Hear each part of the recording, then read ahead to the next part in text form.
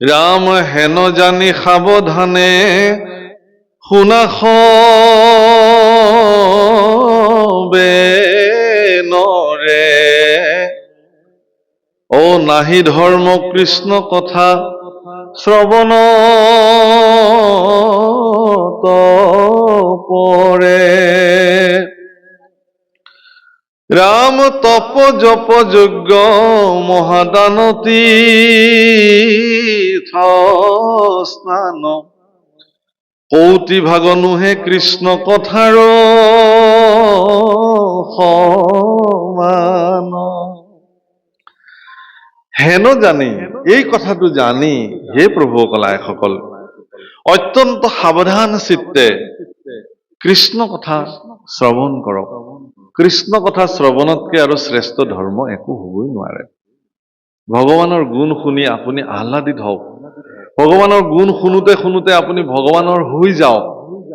ভগৱানৰ কথা শুনোতে শুনোতে ভগৱানৰ দাস হ'বৰ কাৰণে আপুনি প্ৰেৰণা পাব। প্ৰভুসকল ইয়াত কৈছে যে তপ জপ যজ্ঞ মহাদান তীৰ্থস্থান এইবিলাকো আমাৰ ব্যৱস্থা আছে আমাৰ ভাৰতবৰ্ষত। শাস্ত্ৰই এইবিলাককো ৰাস্তা দেখুৱাইছে। কোনোবাই তপস্যা কৰিব পাৰে, কোনোবাই জপ কৰিব পাৰে, কোনোবাই যজ্ঞ কৰিব পাৰে, কোনোবাই দান কৰিব পাৰে, কোনোবাই তীৰ্থস্নান কৰিব পাৰে। কিন্তু কৃষ্ণ কথাৰ সমান কিন্তু এইবোৰ হ'ব নোৱাৰে। যদি এইবিলাকত কৃষ্ণ কথা সংপৃক্ত হৈ নাথাকে তেতিয়াহ'লে সেই তপৰ কোনো মৰ্যাদা নাই। আপুনি তপ কাক কৰিব? কৃষ্ণকে তপস্যা কৰিব লাগিব। জপ কাক কৰিব? কৃষ্ণৰ নামকেই জপ কৰিব লাগিব। তেতিয়াহ'লে সি পুণ্যৱান হ'ব, কামত দিব আপোনাৰ।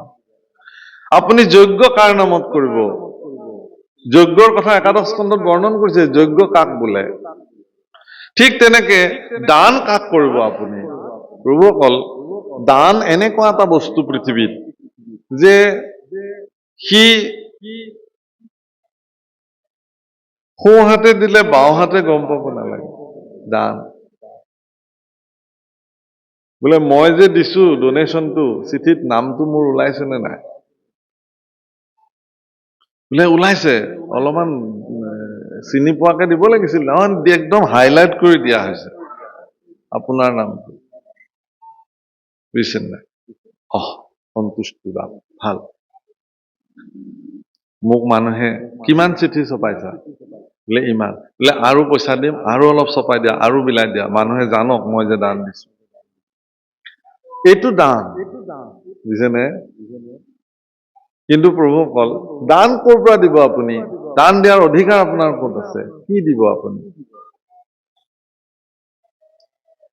যাদৱ আমাৰ কামৰূপী লোকগীতত গাইছে, কি দিবু মাধৱৰা ব্ৰহ্মাণ্ড ভিতৰে যত বস্তু আছে হবেও তোমাতে পাই হে যাদৱ কি দিবু মাধৱৰা। কি দিম তোমাক? এই বিশ্ব ব্ৰহ্মাণ্ডত যিমান বস্তু আছে চব তোমাৰ, আনকি ময়ো তোমাৰে। এই শৰীৰটো তোমাৰে শৰীৰ। মোৰ ভিতৰত যে শৰীৰটোক চৈতন্য কৰি ৰাখিছে, কোনে ৰাখিছে? তুমিয়ে ৰাখিছা। গতিকে মোৰ বুলিবলৈ একোৱেই নাই। বোলে আপুনি বৰনামঘৰলৈ গৈছিল নহয়, পঢ়িছ? বোলে গৈছিলো।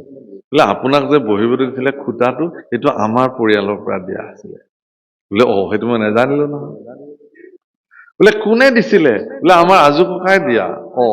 এতিয়ালৈকে কিন্তু টানটো আছে, আমাৰ খুটা সেইটো। যেতিয়ালৈকে এই টানটো থাকিব তেতিয়ালৈকে এই দানতেই নপৰে। মই খুব ৰসিক কৰি মোৰ জীৱনৰ এটা বিশেষ কথা কওঁ। নামঘৰত চব দিয়ে, এজন মানুহে ফেন নিদিয়ে, চিলিং ফেন।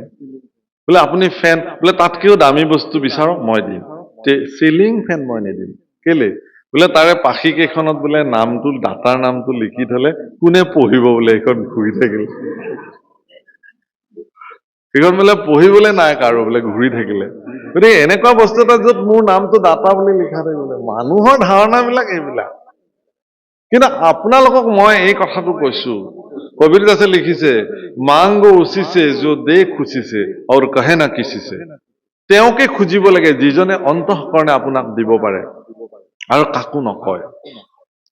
ঈশ্বৰ পুৰুষকো যদি আপুনি কিবা দিব পাৰিছে, ভগৱানে যদি আপোনাক সেই সামৰ্থ্য প্ৰদান কৰিছে, তেতিয়াহ'লে আপুনি এনেকুৱাকে দিয়ক যাতে বেলেগে গম নাপায়। হে প্ৰভু, এইটো মই দিয়া বুলি ভবাই নাই। আপুনি যদি কেতিয়াবা কিবা দিবও খুজিছে ভগৱানক, তেতিয়াহ'লে আপুনি কি বুলি দিব লাগে তাকে নামঘোষাত মাধৱ পুৰুষে লিখিছে।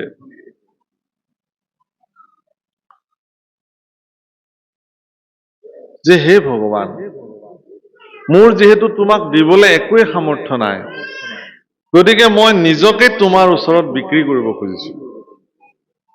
নাম ধন দিয়া মোৰে কিনাব নমালি, দাস পাই নোলোৱা কমন ঠাকুৰালি। মোক তুমি নাম ধন দিয়া, তোমাৰ যি নাম ধনে জগত তৰাব পাৰে, সেই নাম ধন দি মোক তুমি উদ্ধাৰ কৰা, আৰু মোক তুমি লৈ লোৱা চিৰদিনৰ কাৰণে। বিষয়ৰ